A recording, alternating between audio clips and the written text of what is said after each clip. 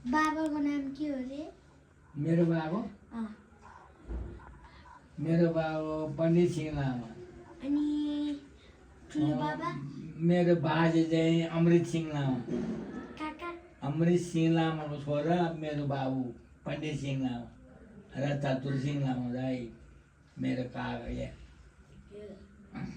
अनि पण्डित सिंहको बाबुको?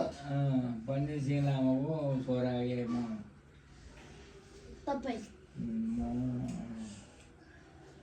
अनि तपाईँ? तपाईँको साथीको? पण्डित सिंह लामाको छोरा म, मेरो छोरा साथी मेरो छोरा माइलाको चाहिँ छोरा। तपाईँको छोराको हो? तपाईँको छोरा? मेरो छोरा माइला लामा? माइला लामा एउटा लाटा थाइखा। माइला लामा? त्यो त मम्मीको बाबाको नाम होइन, बाबाको बाबाको नाम होइन?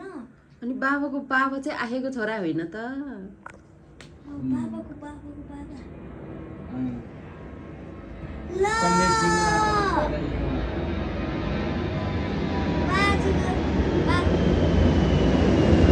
आखेको छोरा चाहिँ माइला लामा रहेछ। अमृत सिंह। अनि माइला लामाको छोरा चाहिँ बाबा र ठुलो बाबा होइन त? अनि बिस्नु आयो।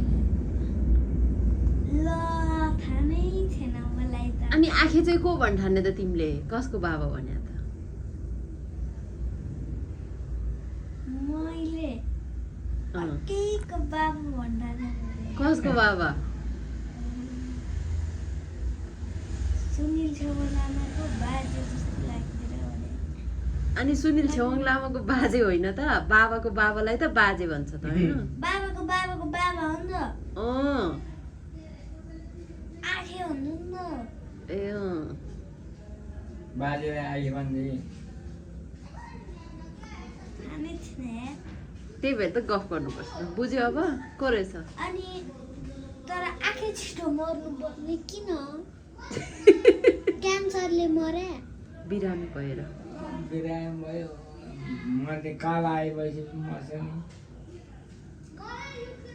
मान्छे बुढो भएपछि मात्रै मर्ने होइन नि त। कोही बिरामी भएर मर्छ, कोही क्यान्सर, कोही बुलेट, के अर्को प्रब्लमले पनि मर्न सक्छ क्या। मर्ने भनेको को कति बेला मर्छ भन्ने ठेगान हुँदैन नि त।